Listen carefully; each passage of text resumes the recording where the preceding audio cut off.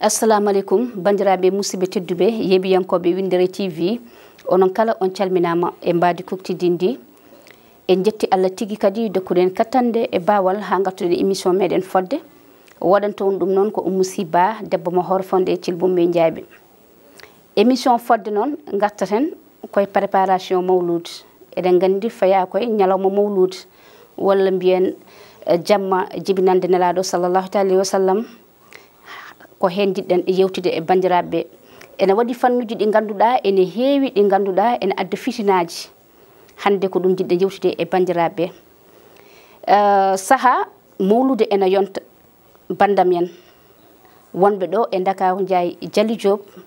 walla wonɓe to guure meɗen nde wonno eɗen gandi guura saraji ene goodi so tawi mawlude yonti tan eɗen keblano ɗum no feewi kono bandiraɓe won fitinaji gonɗi hen fitinaji ɗi kadi ene addana en caɗele no feewi eɗen poti ƴewtade ɗum ɗon so tawi ko ɗo hen eɗen gandi cotisation koko watte saɗa yaaha ko ma mbaɗa cotisé passement aller retour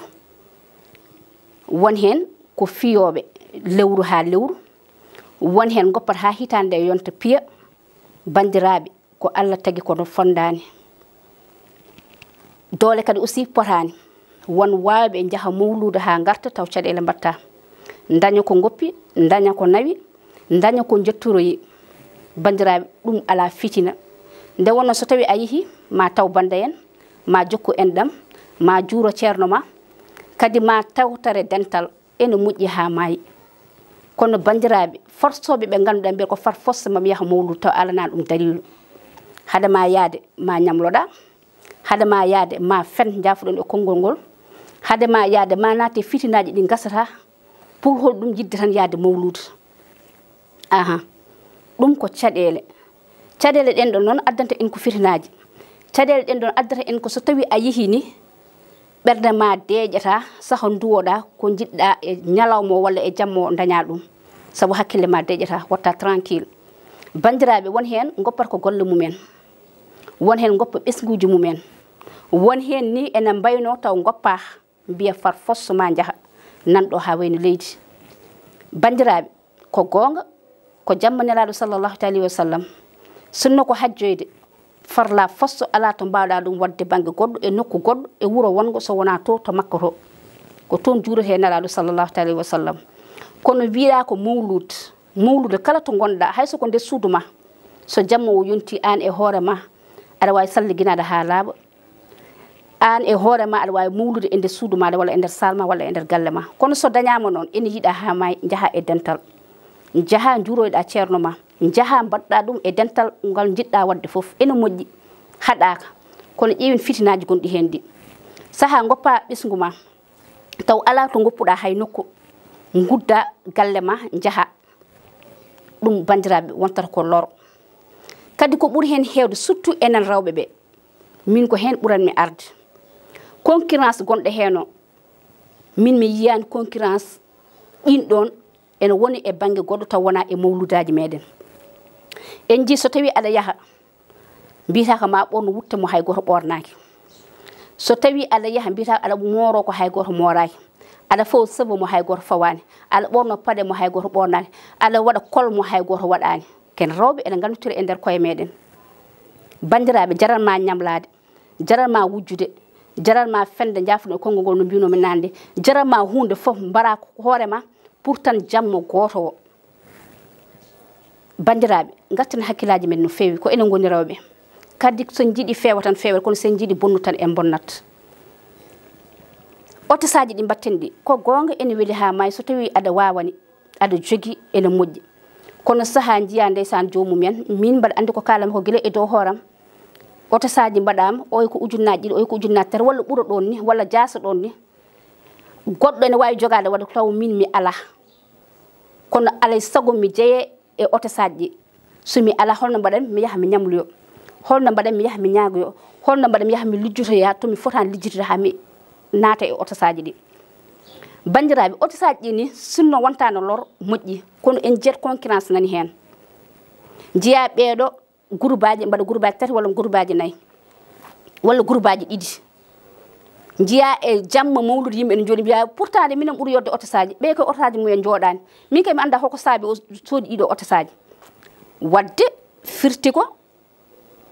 bandiraɓe en naati e bakatuji walla ni moni kala wiya yo ƴeew ko ɓuri e wutte muɗum ɓorno walla yo ƴeew no jiɗirɗa mbaɗira noon ɓonɗa wutte ma garani ɓuri hande jeeyede e otosaji mi bonnani noon kono ko jiyanmi e otosaji ko onon oɗon gandi ko kalanmi ko wontata ko probléme aji ɗi gasata jiya jomum waɗa hen hoore muɗum yaha ñamloyo so pari walla wiya sekanam sa ari mo ruttuma duttugol ko probléme wonta gaybinali wonta wiya wuttowode mi addi kono mi tottatama attan ko tottanimi kaalisam walla gara mbiya tottan wutto sum yihimami lijjotoye te aɗa andi wutto oɗo mo ƴettuɗa a jogorani yobde ɗum par ce que ala ko joɓirɗa ɗum neɗɗo so ala yo fondu ndiyam mum e caglol muɗum sa leli ma ɗanoɗa so tawi aɗa jogui ene moƴƴi ha maayi yaade mawlude ene moƴƴi ha maayi ma taw e ceerno ma taw e bande en ma jokku endam no mbimi ni kono oto wontu lor ma yi hande mo ala ñamlo paas ma yi kadi mo ala itta e kees wonta ayiba hade ma ruttoto yimɓe fof ne ganduno koye kees ittuɗa kalis a ronki yobde walla ñamlunoɗo mo wiya ay hitande ha darti mum wuro o yoɓanimi kalisam bandiraɓe mbatten hakkillaji no fewi kala to gonɗa aɗa wawi mawlude sa dañi noon yah ene moƴƴi so wontantama lor so wontantama lor wontantama fitina mawlude yonti sa dañi yah so tawi ene wontanma fitina e lor bandiraɓe jooɗo mawla te on ɗo mawlude ɓuuri jaɓede nde won noon a wujjani a fenani a waɗani ko ka fotani wadde gartiren hakkillaji meɗen ɗi kadi bandiraɓe ko ɓuuri hen kadi tentude enen rewɓe eɗen mbaɗa ɗum woni piigol ngol saha wiye jomum kala ko jogui yo fi saha ɓe mbiya somi fi ujunnaji ɗi annen alay sago piya ujunnaji ɗiɗi pour tottude ceerno ma bandiraɓe won hen ene jogui mbaɗa kono est ce que oɗon gandi kalis holno lijjitirte ha ceerno o totte mbiya far force tan ma gadda ujunnaji ɗiɗi ceerno ko foti tottede enveloppe ujunnaji sappo walla ko foti tottede ko ɓuuri ɗum exemple tan tottirmi joni moni kala yo fi kadiawo joni an saɗa jogui mbaɗa sa ala wi min ko ɗum joguimi hay soko budɗiɗi ɓe mbi seeɗa ala ko barke woodi hay soko budɗiɗi ma jogui wi ko budɗiɗam ndi joguimi mbasa forsude jaaha ala ñamloyo walla jaaha ala waɗiya ka wawa en jii ɗum ɗo hen nane wayno leydi bandiraɓe ɗum kadi aussi ko lor ƴeewen ko ganduɗa hoore ma ko ɗum woni ko woni lawol ko mbaɗen ɗum ƴeewen kadi ko ɓuuri jojjude ko mbaɗen ɗum kono mbasen tampinde koye meɗen e won fitinaji wiya yumi yaha mi ñamlo wutte mo ganduɗa ko ujunnaji nogas walla ko ujunnaji capantati ñande jamma mawlu yo wiya ko min faɗɗi wutte mi yaha mi ñamlo sova taw a ala jiya o ene jogui ene waɗi ene wawani ene jogui machallah kono an a wawana holko saabi aɗa yaha aɗa waɗoya hono no mbatten e yangueji men walla e indeji men walla e programme uji meɗen sen mbi eɗen mbaɗa ɗum e mawlude en natti mawlude wadde en nanni hen goɗɗum ko wona ɗum ay ko nanda hen lorɗa ha ɓanduma ha laaɓa ha wiya ceer hay soko hartoyon ma yo labtan ndewa Allah juula birda kono ko ɓuuri hen hewde bertata ko leecco mumen ene ƴeew ɓurɗo yodde wutte mo wutta mum ɗum ɗi ɗo mbiya ay kaari hanki nde ari nde ala ko ɓurni so wona hartumil makko mais konko ko ɗum o jogui goppen gaybinali ɗi hade ma andude ɗum ñande jamma mawlu yimɓe pinana kaccito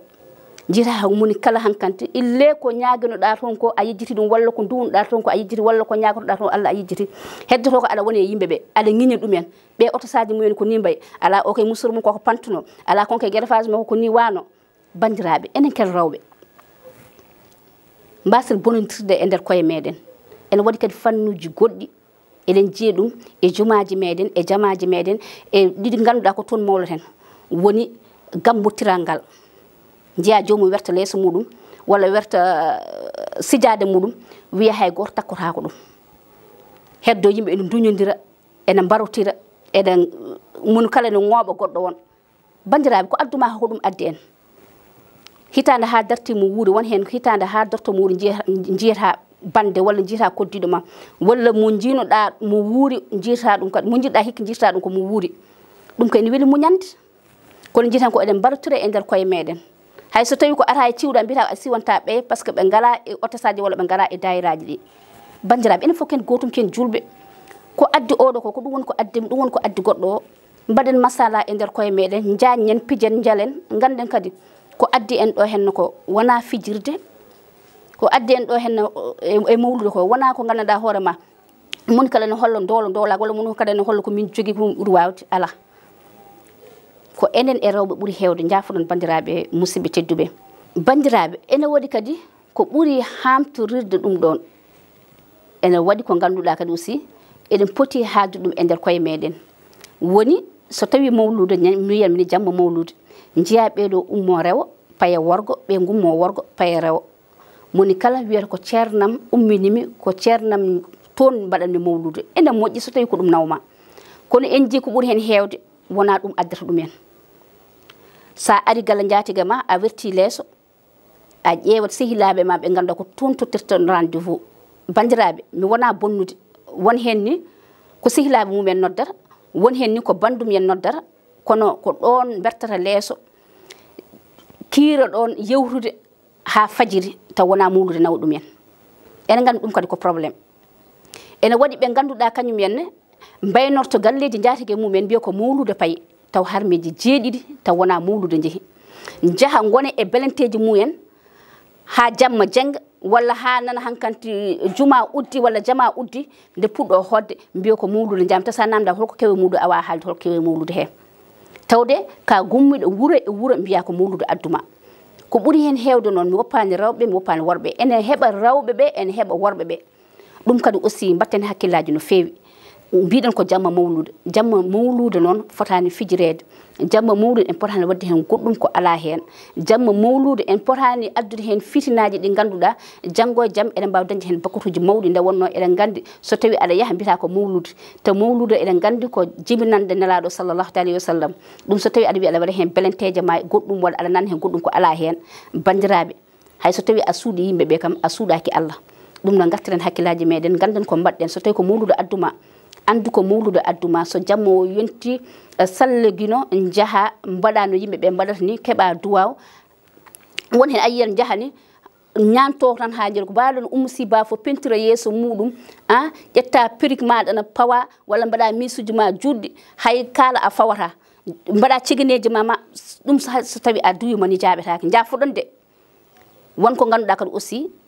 hunde foni wiye ko intérêt ko gonga so tawi eɗen ndewa Allah eɗen tumne nelaɗo Allah sallllahu alayhi wa sallam kadi mbaɗen no yoɗirta e no fewirta hay so tawi kane ɗum eɗen kewi wiyede ɗum moƴƴani kono ndentoɗen tan saabu ko jamma goto so tawi a sallaguinima wawa nadde e cegueneji ma sa welama pawa perruque ma kono mbasa wadde mees ma tan wiya guib ɗum ni kadi en gandi koye nguleki faya kadi aɗa waɗa yimɓeɓe ɗum ɗo henna ɗum kadi aussi goppen ɗum so nden yonti aɗa wawi wadde fond de teint ma poɗɗo mbaɗa crayon ma calliguinoɗa donc waɗa kono pentirde yeeso mum tan marhe deyte ha mbiyano sibani ɗum kadi ko goɗɗum bandiraɓe musidɓe tedduɓe ko wona ɗum ko noon min dokko on rendez-vous le 14 octobre so Allahu lamɗo jaaɓi toon to Hammadi Hunare première édition conférence islamique mo Windire TV waɗanta on ɗum noon bandiraɓe onon kala oɗon nodda keewal e peewal ko toon to gandanɗa hoorema woni wuuro meɗen Hammadi Hunare ɗum noon onon foof oɗon nodda kala biyo achhadu an la ilaha illallah wa achhadu anna mouhammada rasulullah aɗa nodda ha tenti noon guure saraji ɗi foof ɗum noon rendez-vous inchallah ko nden wonata Allah jarama on jarama.